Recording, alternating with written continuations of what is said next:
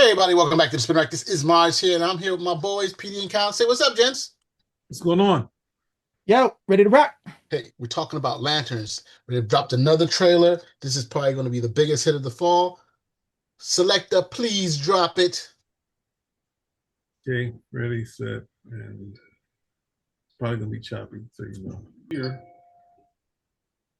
Hey, so I mean, look, I'm telling you right now, it's going to be a hit. It looks really, really good. They've been playing up the what is it, the bad detective part of it. Mm-hmm. And now they're showing us more of the comic book aspects of it. I think it looks really good. However, I gotta say, I'm gonna pass it on to Cal. Cal, what is your take on this? What do you Yeah. think?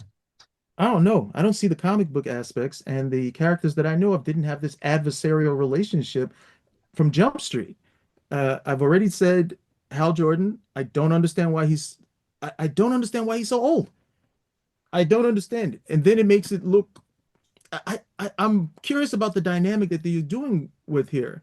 I mean, this in terms of the trailers. With the initial trailer, I'm thinking, okay, John's coming in, Hal's gonna show him the ropes, blah this. Now it looks like Hal's trying to undercut John. So that whole sequence where he's in the car and he's like, "Here's your ring, good luck."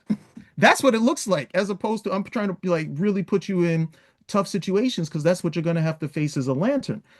I'm not sure. It it doesn't it's not evocative of the comics, and I'm getting a different sense. These are like three different trailers, three different shows. I'm not sure how they all harmonize. well, for me, I think Hollywood likes to do a little, think like literalize everything, the fear part, even in the other Green Lantern movie.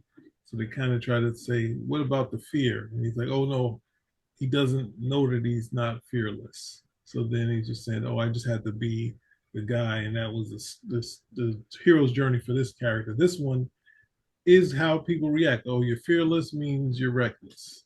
So they kind of play that sort of aspect to him, and then saying, does he really deserve it? Look at him, what he's doing with the lantern from time to time, or maybe he's just too old for this.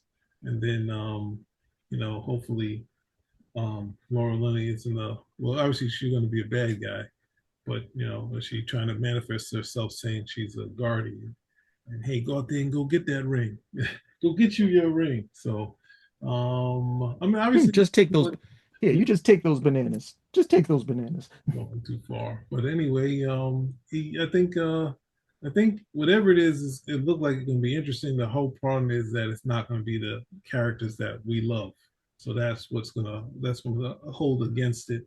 And if people like this, and they get to say, "Oh, this is way better than the Green Lantern from this," oh, this makes totally fixes what was in the comic books and all this other stuff is not the way to go. So, and there's a lot of interesting things you could do with Green Lantern, interesting stories.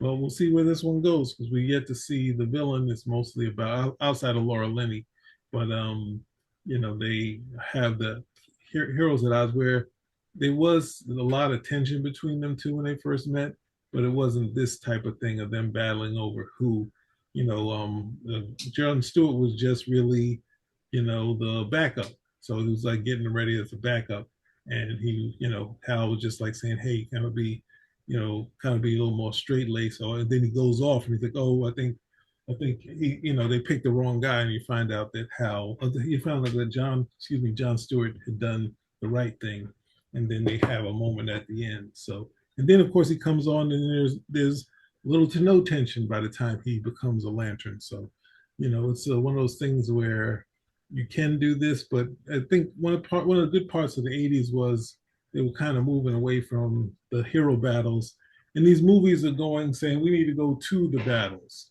We need to bring that out and explore it even more. So that's where I'm at. I think did either of you see True Detective? I said Bad Detective. I meant to say True Detective, the HBO show. Yeah, yeah, yeah. Well, I think this is the framework that you have to look at the show in, right? Yes, I get that, you want to see in the classical comic book setting the way it is, but in this format that they use, you always have the cynical, jaded, older professional cop with the rookie who's wide-eyed, who's coming, but he has something behind what he's saying. And we try to understand Okay. how do we get this case solved with these two within this dynamic. And if you see in all three seasons, they're all break it down basically like that. They're different nuances naturally between the rookie and the regular cop. But this is what the director and the producer said this show was supposed to be framed around. So we have to look So, at that particular dynamic, guys. right. I don't disagree. I think that is the dynamic. I think that if that's the dynamic you wanted from Lanterns, then instead of Hal Jordan, you should have brought in Guy Gardner, who would be a much better fit, who is that character already. Well, I would say Good point, but they're using Guy which Gardner. character was which they weren't necessarily battling with Matthew McConaughey and Woody Harrelson. They had different approaches to it, but it wasn't like they were like, here, get the car and drive off a cliff type of stuff. No, No, no, there's you're nothing right. like that. There's a struggle between slight, but yeah, it's very slight in that first one. I can't even. I think the last one with Michelle For Ali was he had a younger person with him, but he had more problems of his own. His recognition, he was losing dementia, dealing with dementia and remembrance stuff. you're Can't talking remember. about McConaughey, right? The first one, Muhammad, Yeah, the last McConaughey. one with Michelle Ali. Yeah, so Yeah, I I'm don't see that sorry, but dynamic in there that much. So you had a view. They were cynical. A lot of them with how they went about it. They've seen this before. This is nothing new, and it's just the way the new rookie was looking at it. Like, hey, we can do this. We have to take care of this. While some of them, depending on which one you're looking at, there's one that I think it was season three where they were really detail oriented. The guy with the photographic memory, you know, and you had the other guy who was the good guy, who wanted to follow the rules, and stuff like that. And the focus. And what I'm trying to say here is that we have to use that kind of context in which the show is basically showing us there's a mystery, and the mystery we're looking through the two partners and how they go about solving it. As we already know in Lanterns, John Stewart does become a lantern. Here we're seeing, I guess they're trying to set up the whole thing of how John Stewart becomes a lantern and what happens to to the original Green Lantern.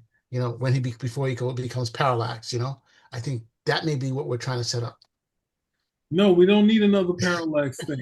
Every time you try to Yeah, throw in a and parallax, that's not how it works in the comic. The ring selects the bearer. So what happens is the previous Green Lantern, for whatever reason, is not capable of carrying out the duties, i.e., he's dead. And then the ring goes to select someone else. Once you're selected, you're a Green Lantern. Then So it'll take you to Oa and you get whatever training at the end of the day. This is its own thing. I agree So with that you. this is even further from the comic. I agree with you. That's how it's supposed to work. But I mean, they clearly come up with um some type of thing explaining it. So we'll see. But I know we're belaboring this. We just have to take a look at it, right? Damn show's coming out in the fall, so we'll see what's going to happen. I think it's going to be a hit. This is the last trailer, right? Because at this point, you are showing too many looks at this series, and they're not harmonizing. So no more trailers. Just give us the show. Okay. It's going to come out on August 16th, which is still a ah, long ways away. well, I guess because they had Supergirl and they don't know, it's on HBO. So there. Well, my assumption they're going to come out with a big trailer for Supergirl. Probably another trailer, probably another reveal. Probably we're going to Oh, see who the great. bad guy is. It's not going to be Sinestro. It has to be something. But hey, They had the perfect Sinestro and Mark Strong in the first movie. we'll see. We'll see. So hey, anything else, guys? Not for me. Not Yeah. here either. Hey, if you like what you hear, give us a thumbs up, comment, subscribe. I'm asking you the question: what do you think? Is this the Green Lantern that you really want to see? Spin rack. Yep. Well, Oh,